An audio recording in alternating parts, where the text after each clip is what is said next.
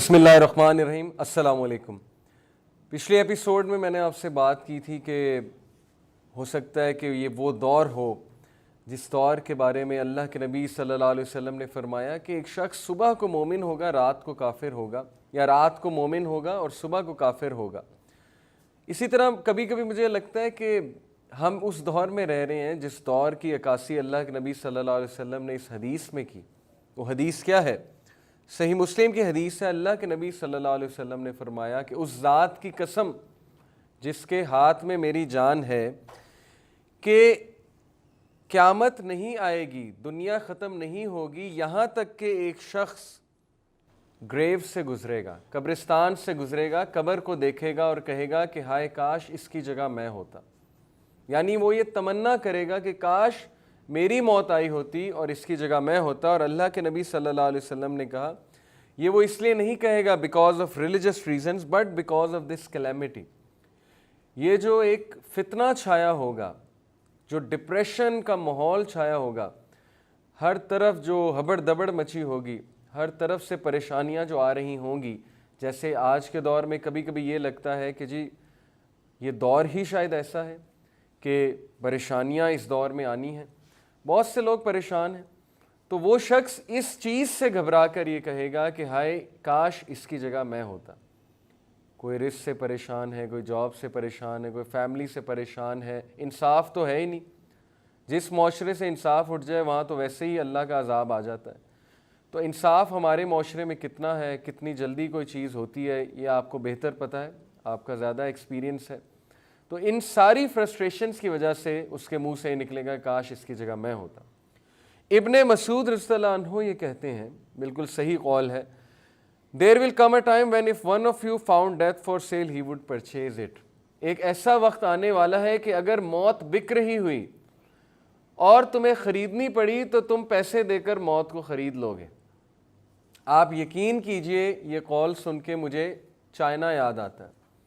China میں باقاعدہ ایک برج ہے جہاں پہ باریاں لگتی ہیں، لوگ سوسائڈ کر رہے ہوتے ہیں، خودکشی کر رہے ہوتے ہیں، وہاں پہ باریاں لگتی ہیں کہ اب میری باری ہے، اب اس کی باری ہے۔ ظاہر ہے وہاں پہ ایک کاؤنسلر بھی موجود ہوتا ہے ان کی کاؤنسلنگ کرنے کے لیے، لیکن آپ یہاں سے اندازہ لگائیں کہ لوگ باریاں لگا کے خودکشی کر رہے ہیں، لوگ وہاں پہ خودکشیاں کرنے جاتے ہیں باقاعدہ۔ تو یہ ہے فرسٹریشن کا عالم، اور سیم یہ فرسٹریشن مسلمانوں میں پھیل رہی ہے۔ ایک چیز میں کریکٹ کر دوں کہ لوگ کہتے ہیں کہ مومن ڈپریس نہیں ہوتا، مومن کا ایمان اتنا زیادہ ہوتا ہے، مومن کبھی بھی ڈپریس نہیں ہوتا۔ یہ بات میرے نزدیک بالکل ٹھیک نہیں ہے، یہ بات غلط ہے۔ کیوں ڈپریس نہیں ہوتا مومن؟ مومن کو بھی ڈپریشن ہو سکتی ہے، کیونکہ ڈپریشن بخار کی طرح ایک بیماری ہے۔